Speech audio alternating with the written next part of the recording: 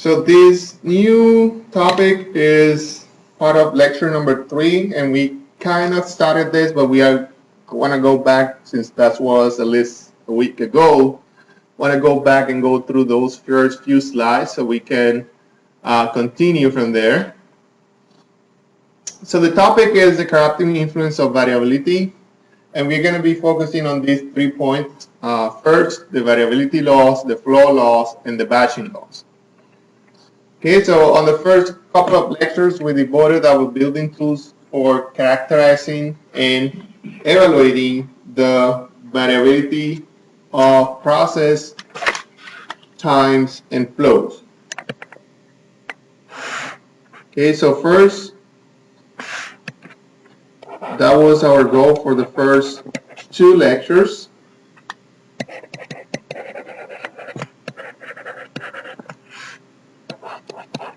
And we defined the rules for that, how to compute the cycle time, how to compute the throughput, how to compute the WIP.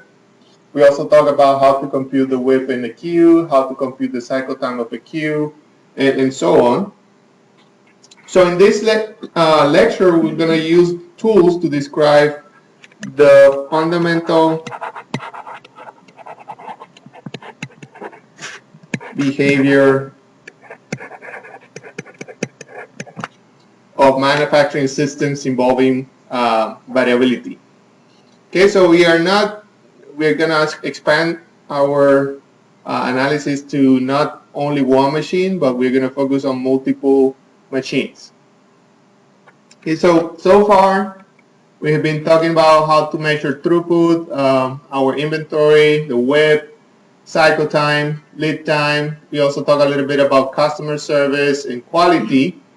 And we talk about different ways of comparison, especially at the beginning of our semester, how to get the best performance measurement so we can compare our current system to that. We linked to business strategy using those questions over there. So remember, for a company, standards may stay the same for a period of time, but at some point the objectives of your company might change, and then they're going to be reviewing their strategy and also their standards. So we're going to start discussing some of the variability laws, and we know that variability increases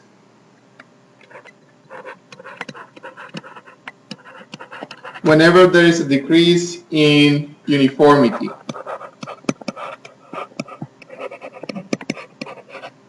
And we talk about, for example, in the arrival process, when you have a well-spread arrival process, how that keep your variability low. But when you have a group of parts arriving at some point, and then you have a space of time with no arrivals, and then you have another group coming in, that type of variability is going to be affecting the process. So, for instance, uniformity decreases when the interarrival times or process times become more disparate.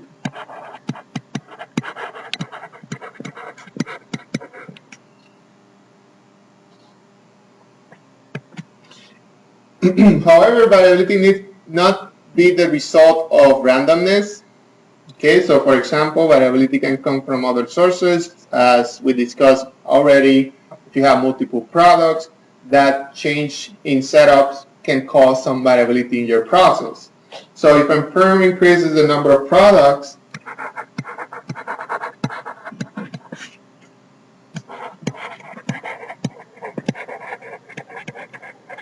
produced on a line, difference in processing times may increase also the variability.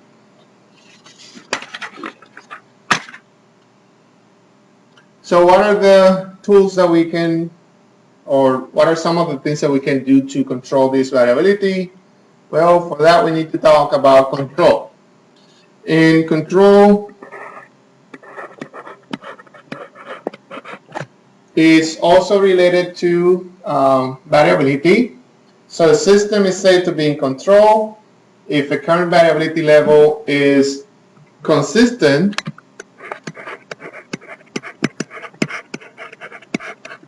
with the variation expected on the inherited system. So at some point, once you have your process running for a period of time, you should understand the behavior of your system.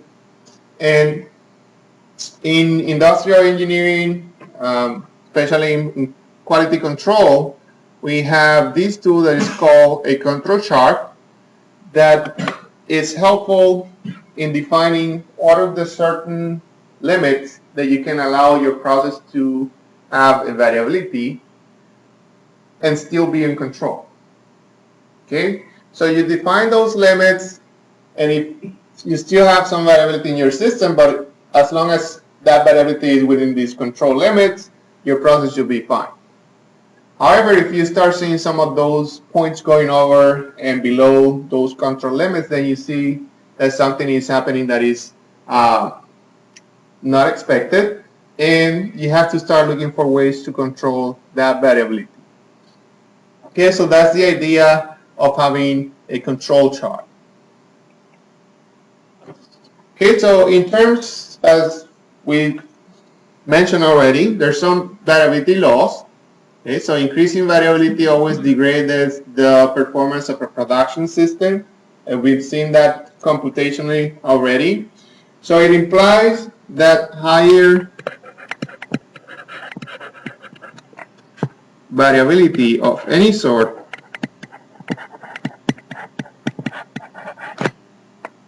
must harm some type of performance of your system.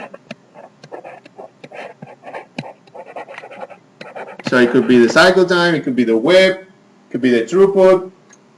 So one of those performance measurements is going to be affected by this variability or higher variability.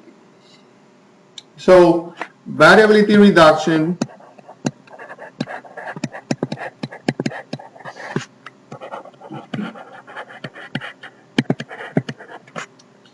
is central or very important in reducing or improving your system.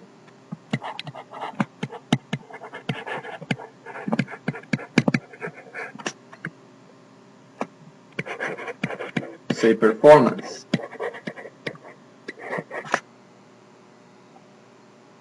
Okay, so in terms of buffering, see some of the time we want to have some WIP in your system, so we make sure that you continue having a steady production cycle. So in terms of having that buffering, the law of variability buffering, variability in the production system will be buffered by some combination of these three. So it will be inventory, capacity,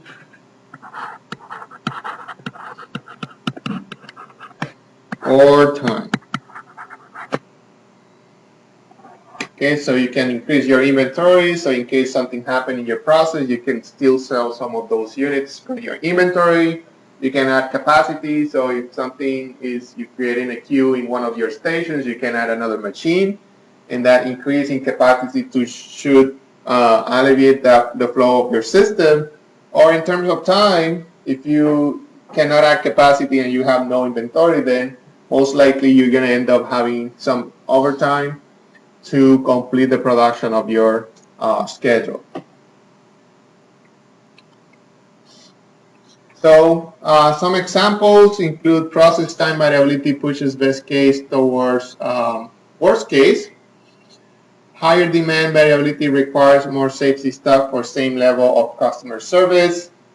And higher cycle time variability requires longer lead time quotes to attain some level of on-time delivery. Any questions? Want me to go back to get those notes? Doing fine? Okay. Okay, so although variability always requires some kind of buffer,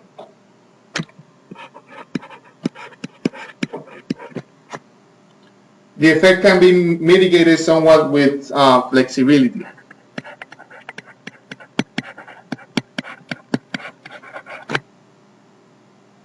Okay, so now we have a corollary for our law.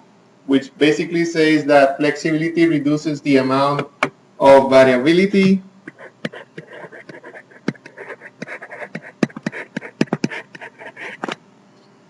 buffering required in a production system. And we already mentioned this example in which if you have a workforce that is flexible enough to take on some of the tasks or different tasks in your company, then if you have a requirement or if you have a low production schedule, you can move those operators or those employees to an area that is needed more. Okay, so having that flexibility allow you to reduce the buffer that you might need to control your process.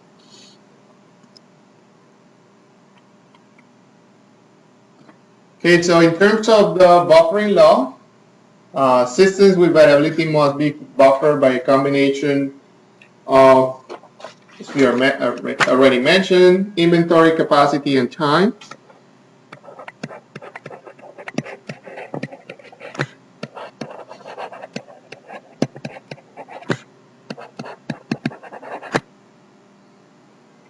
And the interpretation of this law is that if you cannot pay to reduce variability, you will end up paying anyway in terms of having a high WEP or underused capacity, or your customer service is going to be affected. So that means that you're going to lose some sales or you're going to have some late deliveries. Most of the time, if you're not able to deliver on time, you're going to have some type of penalty. So that's going to be stipulated in your contract. So you need to deliver 200 units by the end of the week. If you deliver only half of them, I'm going to penalize you for the other 100. Okay, so that's why it's very important to make sure that you have enough capacity to run your schedule. And here's some examples of how these three or the combination of the three can be important.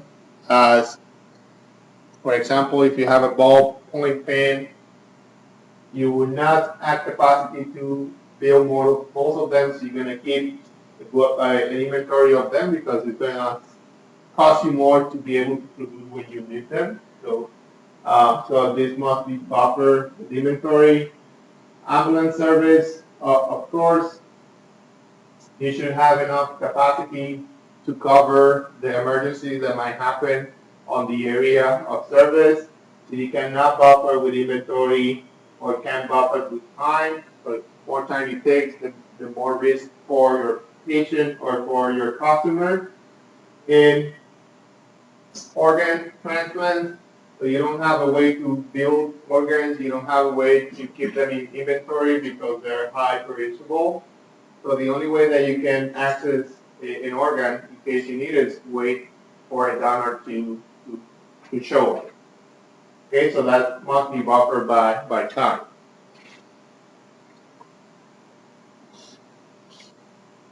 Okay, so I believe that's what we went through last time. Now we can start talking about a different topic, the flow loss. And here we're going to start looking at how the variability can be spread across other stations in your system. So in terms of product flows, we have a law that is called the law of conservation of material. So in a stable system, over the long run, the rate out of the system will be equal to what you put in, so the rate in, less any yield loss,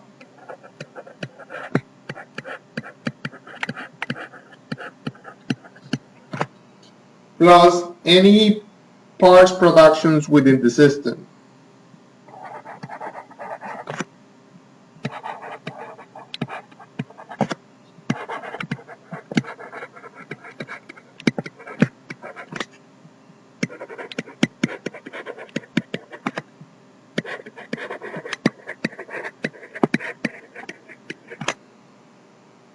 And this ties back with what we mentioned at the beginning of the semester. So we were trying to use science or to define the science of manufacturing.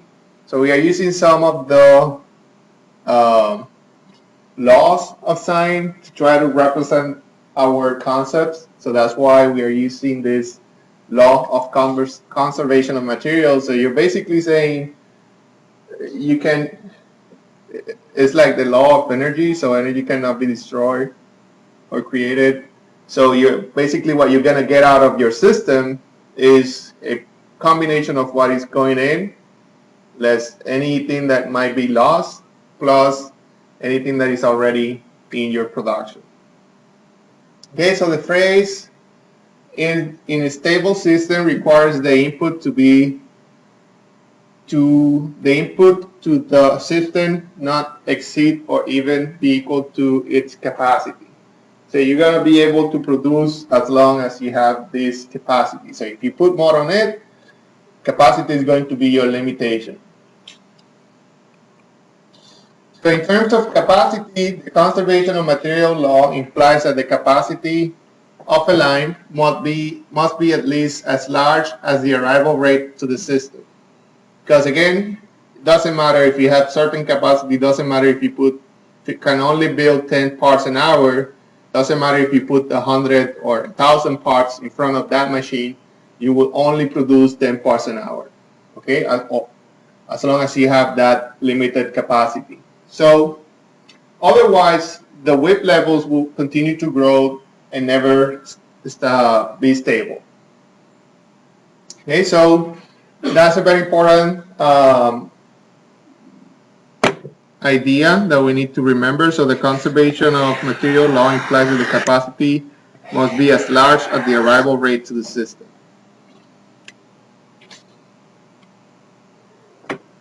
Now, in terms of the concept of steady state, have you heard about this concept before? What is steady state? So, for example, when you're running a store that is not open 24 hours a day, let's say the store that opens from, or a restaurant that opens from 8 or 12 at noon up to 8 o'clock at night. When you open that restaurant, you know that the restaurant is empty. So at that point, you know that the performance of the system is not in steady state because you don't have any customers in your system, so everybody might be idle at that point. But then as the day progresses, you're going to start receiving customers, you're going to start filling up your tables, the customers are going to be requesting their meals, so the cooker is going to start preparing those meals. So at some point, you're going to reach the level in which you have an average number of customers in your system. And what that level of the number of customers, of the average level of customers have already arrived to your restaurant and your system is running to take care of those customers, then at that point you can claim that your system is steady state, because at that level is when you're getting everybody involved, everybody getting into working what they're supposed to do. So this is, in other words, what we're trying to explain with the steady state. So when you're trying to analyze your system, you don't want to do an analysis when the system is empty. You want to perform that analysis when you know that your system is running at the level that it's supposed to be. Okay, so the steady state is related to the notion of a stable system.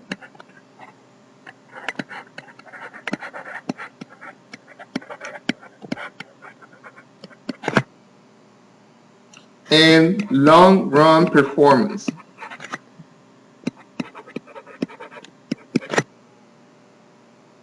That is discussed in the conservation of material law.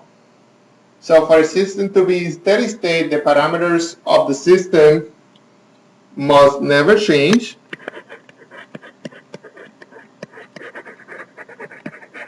So for example, you have two machines, you're running your system with two machines. And the system must have been operating long enough that initial conditions no longer matters.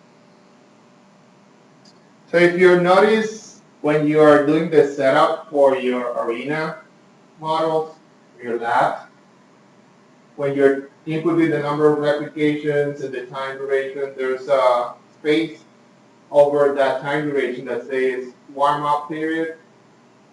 That is used to basically compute the statistics when the system has reached a steady state performance. So again, if you're running your simulation going from 8 to 10, 12 hours a day or 14 hours a day, and you're opening your system and your system is empty, your statistics are going to be somehow shifted because they're going to assume that the system is in steady state, but in reality, you're starting your system at time zero with 0 entities in the system. So if you're starting to compute the cycle time, for example, that first part will go through the system when the system is empty, so that cycle time will be very small. And that's going to be affecting your statistics at the end.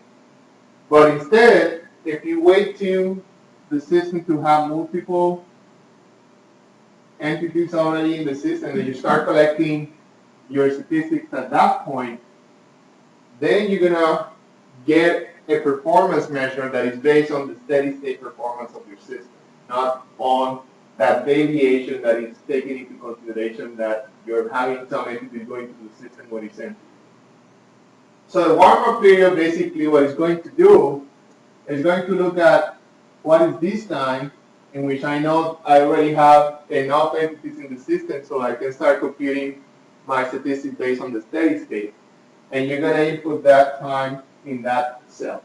So I want to start collecting statistics after 10 hours because I know at that point my system is in steady state. So I can start collecting information on the assumption that the system is running long enough and it has reached a stable performance. Okay, so everything is tied. Discussion, what we are doing in the lab, and so on. And we're going to go back to this. I just want to mention this now because when I mention this concept in the lab, you know what I'm referring to. So it's tied to this discussion. Okay, so what really happens in steady state is that a plant runs through a series of cycles in which system parameters are changed over time.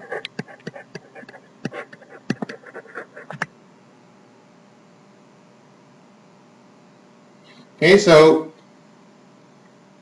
you're going through this process, you have multiple entities, you're already working at certain capacity, you can start collecting that information. Okay, a common type of behavior is what we call the overtime vicious cycle.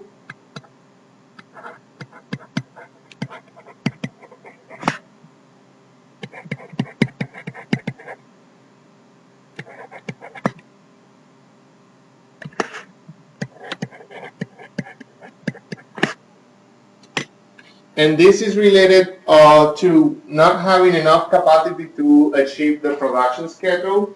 So most of the time what companies are going to do is to say, okay, so I'm not going to be able to complete this order on this first shift, so I might need to call the second shift, cover this part of the order, which is considered having a overtime. Okay, so what we call the overtime cycle is we look at these 7 steps here. So we release work at the plant, variability costs we have to increase, jobs are late, customers complain, so we authorize one-time use of overtime, quick falls, cycle times go down, backlog is reduced, we breathe sigh of relief, but then the next day we go through the same process. So as long as we are not able to fix what's going on wrong with the system, we're going to go over this cycle over and over again. You're going to be losing money because you're paying more in this overtime for your employees to work. So at the end, the company is affected. So in terms of the capacity law, in steady state, all plants will release work at an average rate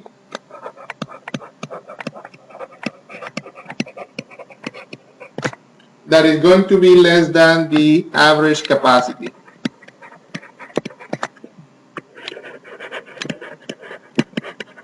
Again, if you release more works than what you can produce, you're going to have a long web or a long queue waiting of parts.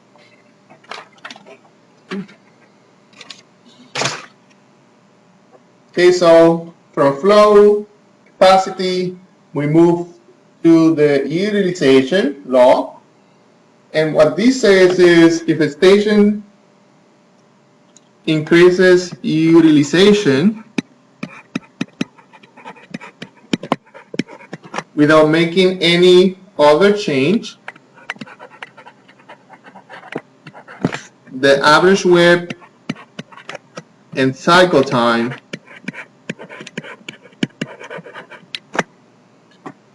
will increase in a highly nonlinear fashion. So nonlinear fashion basically is, instead of, you're going to have a chip that is more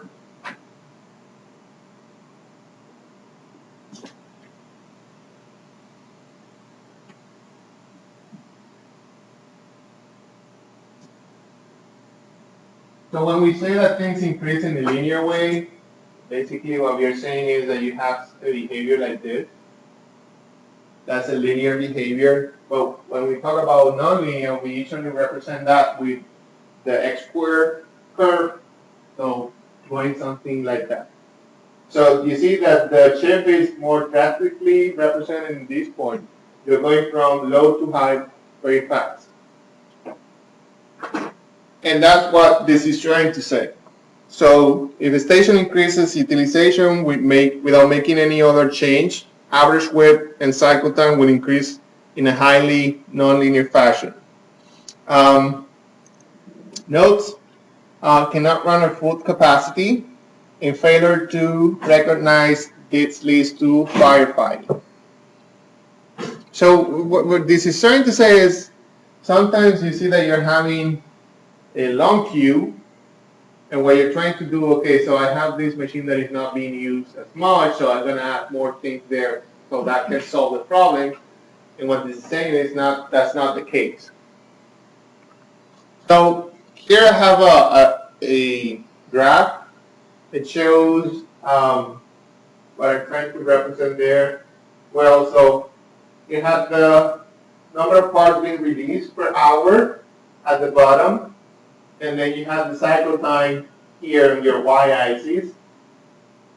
And when you have a high variability that is represented by this red line, you see your capacity is 1. Okay, so this is the maximum that you can produce. And when your variability is high, you'll notice that once you start increasing the release entities of the number of parts that you're releasing to your system, you're going to go very far from that capacity, and your cycle time is going to increase very fast. Okay, so for example, here at 0.8, you're having a cycle time that is almost 8 hours. But when you start reducing the variability of your process, that's what we're seeing here in the green line.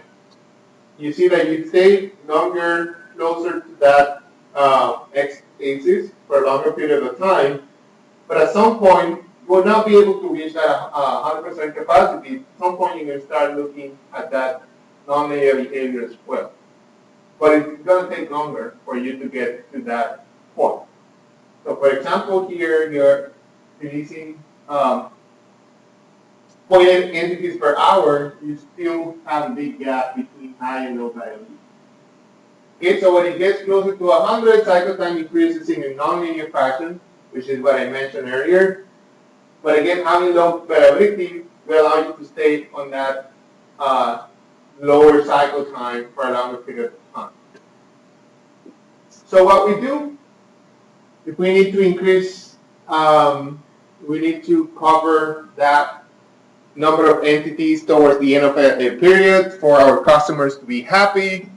But before we get to that, what really happens with the system with insufficient capacity is as time goes by, you'll see how your WIP is going to start increasing. Okay, so if your start behavior, you'll see that your WIP, working process, and your queues will increase with time. So on the next slide, this is what I wanted to show you. So if you need to increase your capacity, most of the time you're gonna incur of adding some overtime. And again, that will be good because that will allow you to increase the number of units that you produce at the end of the day. So you can shift that curve toward the end of your cycle time or your capacity with overtime. But again, you're not fixing the problem in terms of the variability. You're just trying to buffer your system by adding some extra time for production. Okay, so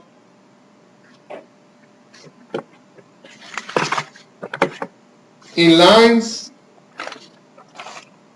without WIP control, increasing process variability at any station will increase the cycle time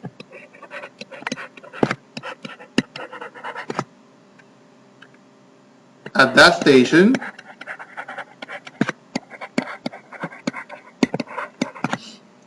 and propagate more variability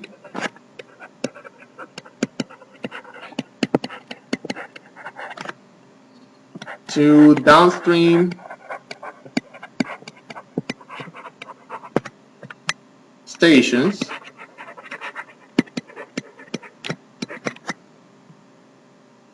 thereby increasing cycle time at them as well.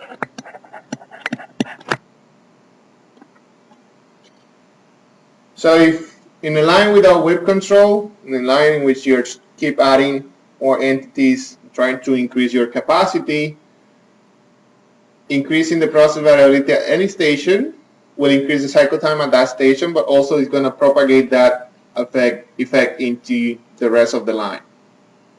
So this observation motivates the following corollary of the variability law and the propagation property.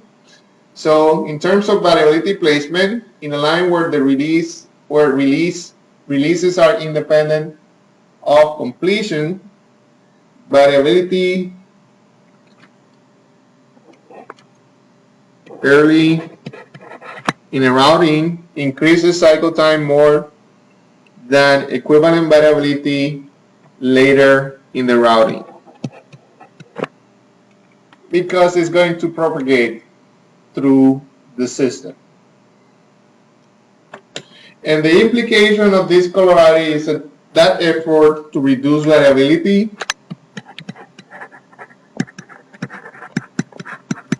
should be directed at the front of the line first, because that is where they're likely to have the greatest impact.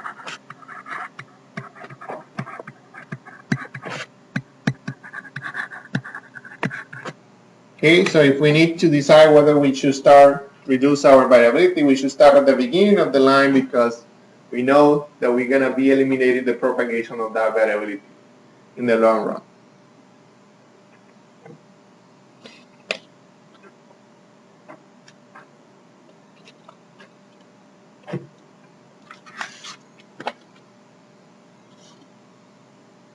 Okay, so that's about what we need to know in terms of flow laws. We're going to focus now on a different type of flow. This is called batching laws. So instead of having the entities arriving one by one, we're now going to look at if you have a group of them moving together to the next station. Okay, so that's a batch. So in terms of batching loss, this is a particularly dramatic cause of variability, is what we call batching. So maximum variability can occur when moving product in large batches, even when processing or process time themselves are constant. So setting batch sizes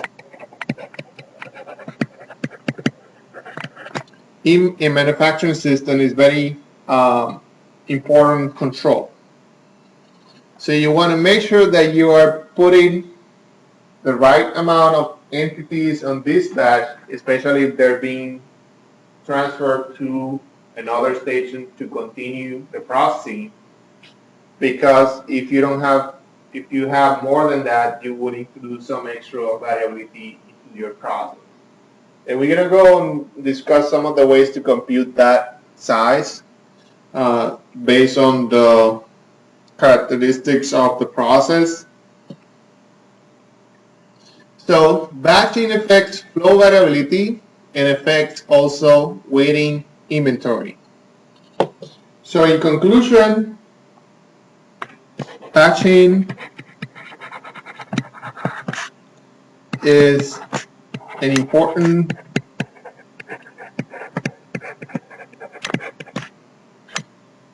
determinant of performance.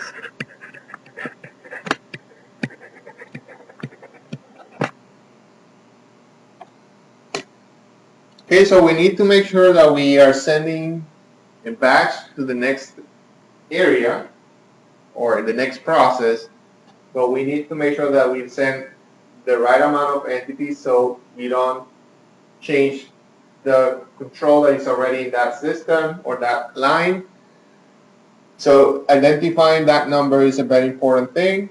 It will affect the flow of your system and will also affect the waiting inventory. So in terms of the inventory, you don't want to have large amount of units waiting to be delivered in your warehouse.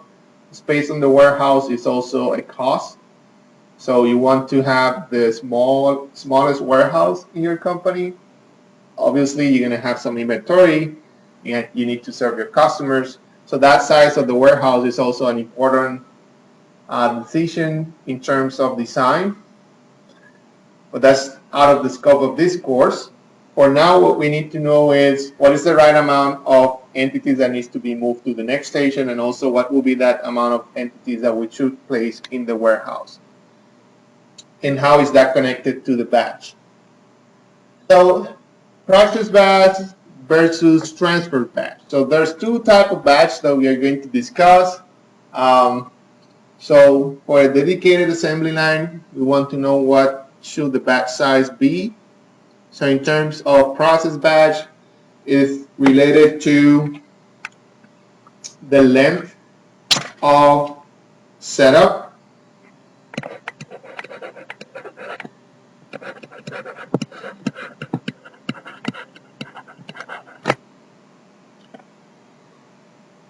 so the longer the setup, the larger the lot size required for the same capacity. And in terms of move or transfer batch, what should it equal process batch?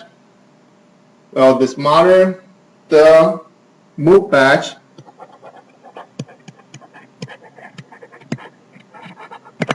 the shorter the cycle time, and the smaller the move batch, the more material handling.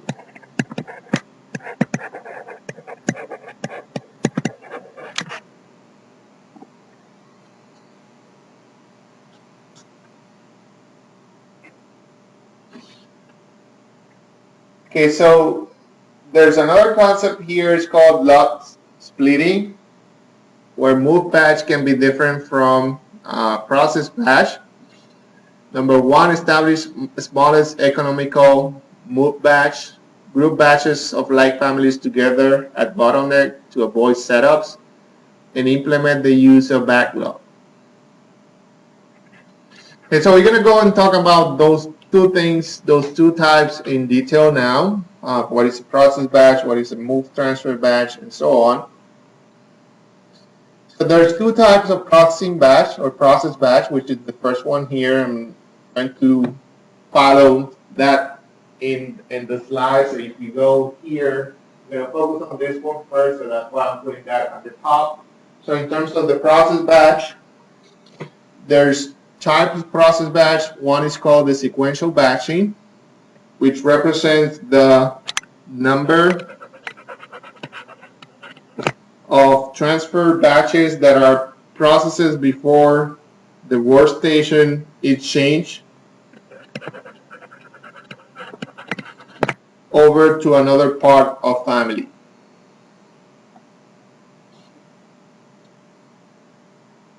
Okay, so I want to know how many parts or how many units I need to process that are of this family before I switch to another batch or another family. Parts are produced sequentially on the workstation, processes with sequence-dependent setups. Batch size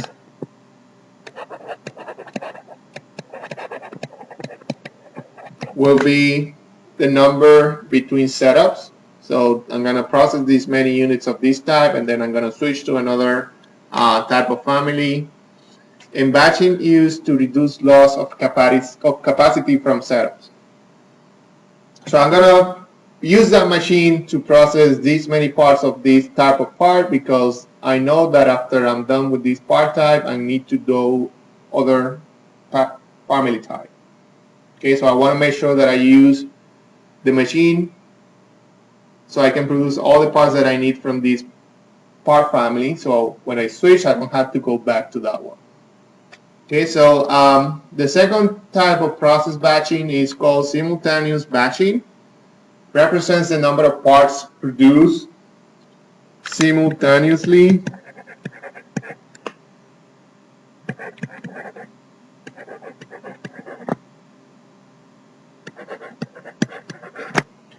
in a true batch workstation, such as furnace or heat treatment operation.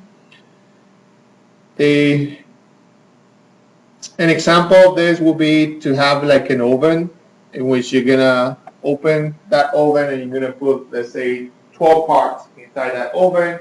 Where you're done heating those parts, then you get that back out of the oven. So you're processing all those parts together at the same time. It's not like you're processing one and then you're putting them back together again. In this case, you're putting them all together and you're bringing back them all together. That's what we call a simultaneous batching. And here's, so batch size is the number of jobs run together, and batching is used to increase effective rate of the process. And that's what I'm trying to show here. You have that oven, you put those parts inside. After the heating process is completed, you pull them out of the oven. You think about Subway, for example, when they do the bread, they put them all together inside the oven, they take them out all together. Okay, so that's a simultaneous batching. The size of a sequential process batch is related to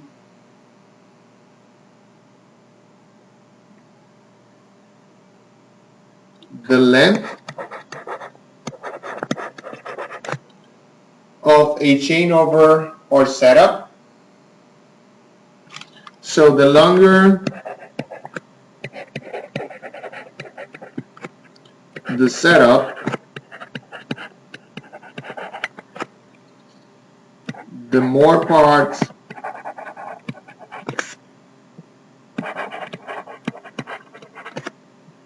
must be produced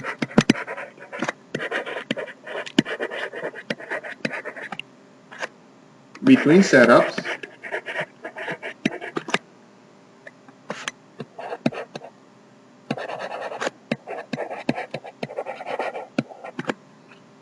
to achieve a given capacity.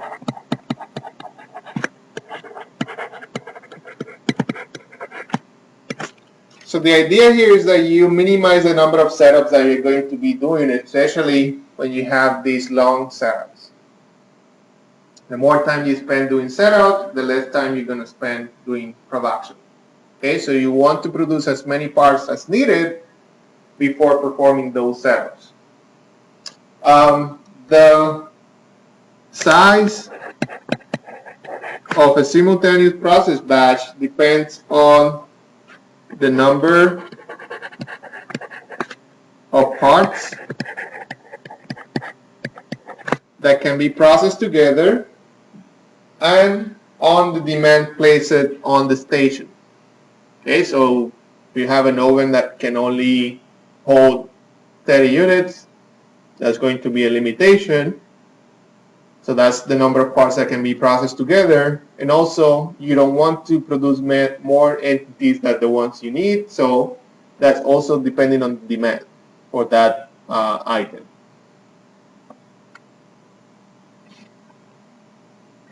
Now, when we look at so again, going back here, we have process batch. We have two types of processing or process batching. We discussed those two. Now I'm going to talk about the move or transfer batch. So that's number 2 here. This is the number of parts that accumulate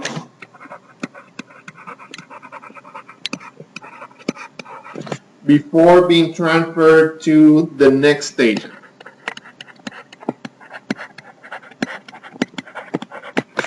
Okay, so I think this one is the one that you probably are more familiarized with. So I need to have a pallet here, want to fill out this pallet, and I'm going to move this pallet to the next stage. That's what we're trying to say here. So this is the number of parts that accumulate before being transferred to the next station. So the smaller the transfer batch, the shorter the cycle time, since there is less time waiting for the batch to form. So if your batch is only 2 units, you know that you're going to process that batch really fast. You put the 2 units, you move that batch. But if you have 100 units, that the cycle time for that one is going to be higher, obviously, because you're not completing that batch until you put the 100 unit into that pallet. So, however, smaller transfer batches also result in more material handling, so there is a trade-off.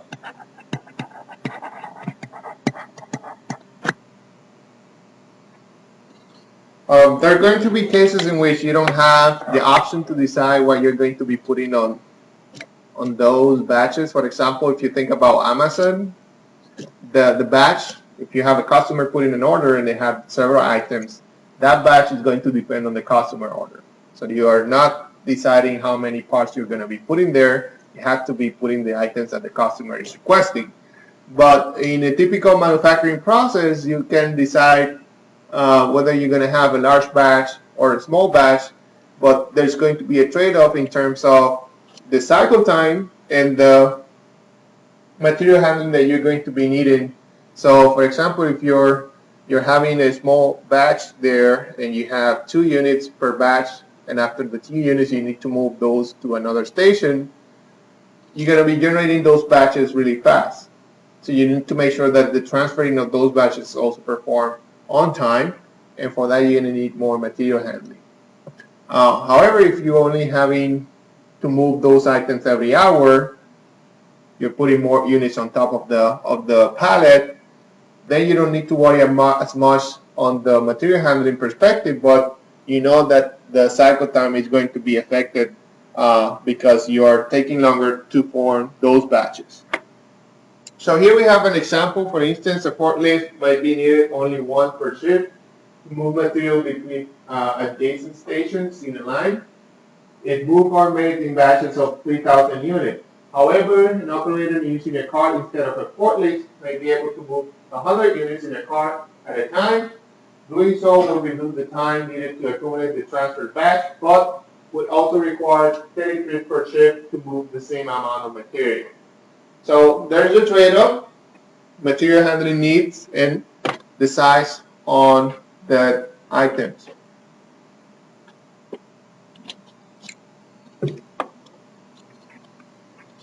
Okay, so in terms of process batching, we have a law.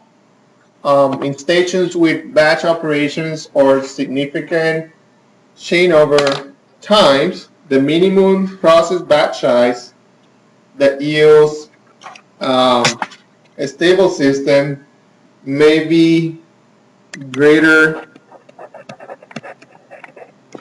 than 1.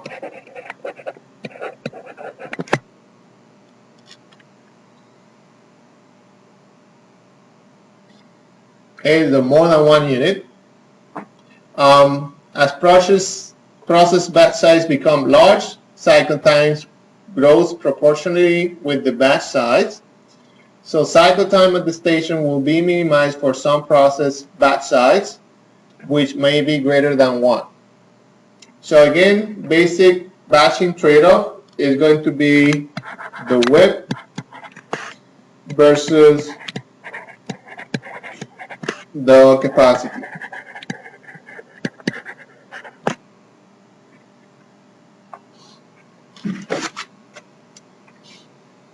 And we're going to look at one example. I think that's the last thing we're going to do today.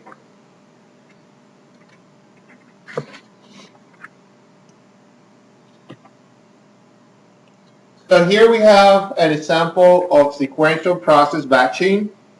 Consider a machining station that processes several part families. The parts arrive in batches where all parts within batches are of like family, but the batches are of different families. Okay, so similar parts, but we have different families in terms of the batches. The arrival rate of batches is set so that parts arrive at a rate of 0.4 parts per hour. Each part requires 1 hour of processing regardless of the family type. However, the machine requires a 5-hour setup between batches because it is assumed to be switching to a different family. Okay, so hence the choice of batch size will affect both the number of setups required and the utilization of the machine and the time spent waiting in a partial batch. Furthermore, the cycle time will be affected by whether parts exit the station in a batch when the whole batch size is complete, or one at a time if lot splitting is used. So you have multiple options here. We already know that if you have a high time in your setup, you want to make sure that you produce as many units of that family before changing to a different part type or a part family. And we have also an option in terms of if you want to wait for the batch to be completed to send it to the next station, or you want to do some lot splitting in terms of sending some of the units first and then the rest. So we have some of the parameters here. So we are assuming that K is going to be the serial batch size, so we're going to have 10 units in a batch. T is the time to process single part, which is 1 hour. The setup time is 5 hours. We have an effective coefficient of variation for batch, which is equal to the parts plus the setup, and it's going to be 0.5. And we have the arrival rate, 0.4 parts per hour, and the coefficient of variation of the arrival process, which is equal to 1. So we're going to be using some of the equations that we defined on previous lectures. So for example, we need to process first or to compute first the time to process a batch. That is going to be equal to the effective time, which is going to be equal to the number of parts times the time to process those parts plus the setup time. So in this case, this is going to be TE equals 10 times 1 plus 5. This is 15 hours.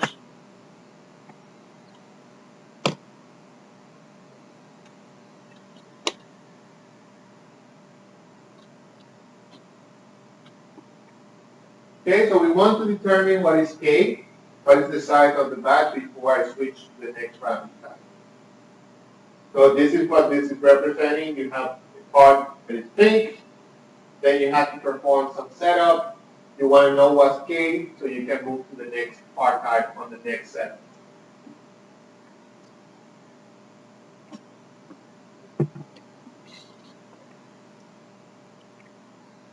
So we have arrival rate of batches. That's going to be this many units arriving at the same time.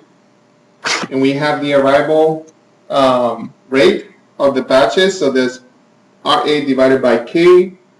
So this is equal to 0.4 divided by 10.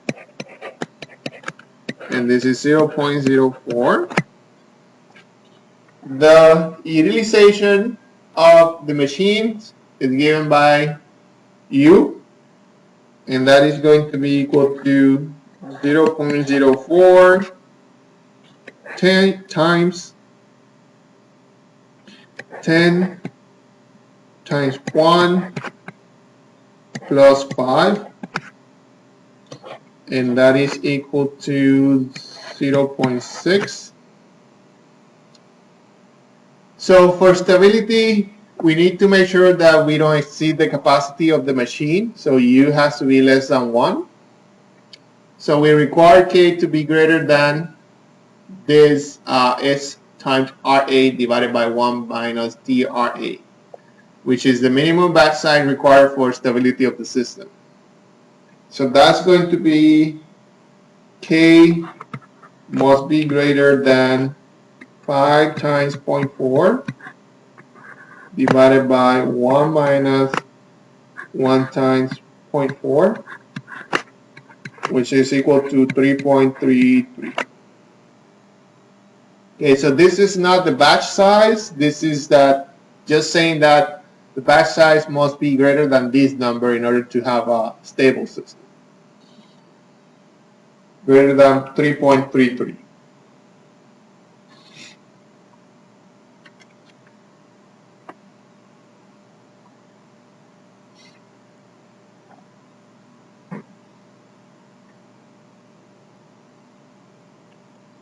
Okay, so the average queue time at the station is going to be equal to CTQ, and we can compute that as follows. So we have 1 plus 0.5 divided by 2 times 0.6 divided by 1 minus 0.6 times 15, and that is 16.875.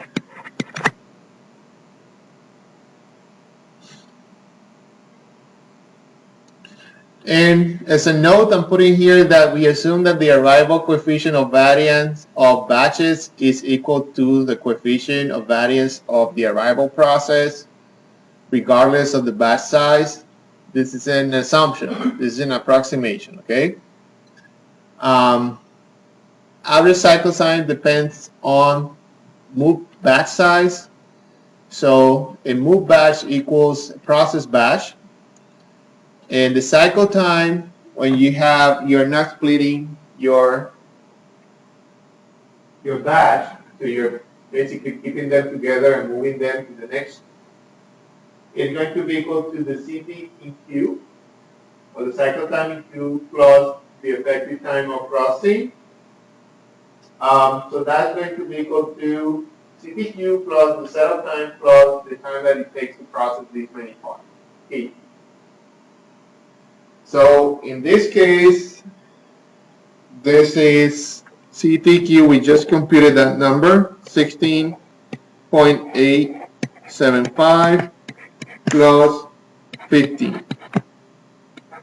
And this is 31 plus 0.875.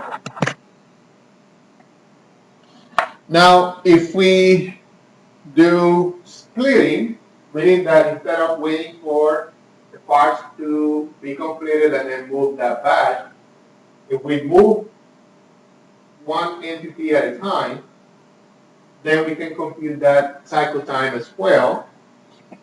That CT split is going to be equal to CTQ plus S plus K plus 1 divided by 2 times T, which is 16.875 plus 10 plus 10 plus 1 divided by 2 times 1. And that is 27.375. Okay, so as I mentioned earlier, there's a trade-off, right? Obviously, if you're moving those parts without waiting to be accommodated into a batch, if you're moving them one by one, you should expect that your cycle time will be smaller, which is the case here. See, 27.3, 31.8. But the trade-off is, if you do this instead of this, is that you're going to require more material handling, because you're going to be moving those parts. Every time you complete one, you have to move it. Okay? So this kind of validates our discussion, right? On this slide, I'm showing you if you perform the same computations to different size of batch, like from 5 to 10 to 15 to 20, this is how the curve is going to look like. So on nose dot splitting, you have the purple, the pink one is for dot splitting. You see that the first thing we did was to find the size of the batch that will be stable, and this is showing you why. It has to be greater than 3.33, if not, the system is going to go nuts. That's why you have this curve right here. So greater than 3.33, and obviously the cycle time for splitting is going to be below the cycle time of batch, and this is the number that we compute. Okay, so 27 and 31. If you draw this graph for all those sizes, you can do this easily in Excel. You can also identify what is the optimal solution for this problem, which is going to be the point that has the lowest value. Okay, so in that case, for both curves, that is going to be this area right here. So this point for non-splitting, this point for splitting. So in this case, it's going to be 9 to be the batch size, and so 9 items before you switch to the next part family. In this case, it's about 8. 8 parts before you switch to the next part family. And this is for the setup of 5 hours. But another way to look at this problem is, what if we are able to cut the setup time, let's say, by half? How is that going to change my result? And that's what I'm showing here in the next slide. So if you are able to cut that setup time to 2.5 hours, then you see that you're moving that curve towards this end, and you can get a batch size that is smaller for both of them, actually, and the cycle time is also going to be reduced. Okay, so that's the idea, and that's what I'm representing on these two graphs. Okay, so setup time reduction is another thing that you can consider, and it will have a positive effect. So as long as you can work with that first, that should alleviate and improve your cycle time. So where station work capacity is expensive, excess capacity may sometimes be cheaper. So the steps externalized portion of the setup. So there's some things that you can do parallel to the production that will improve the setup time. Reduce adjustment time, use guide, clamps, anything that you can set up fix that can help you improve your setup time. And technological advancements, so such as quick release, coatings, and so on. So if we don't count on capacity increase, more flexibility will require more setup. Okay, so I'm going to stop here. Next time we're going to start at this point. You have a homework that is due today. Make sure that you submit that before leaving. Your graded papers are on the table. If you have questions, let me know. And you have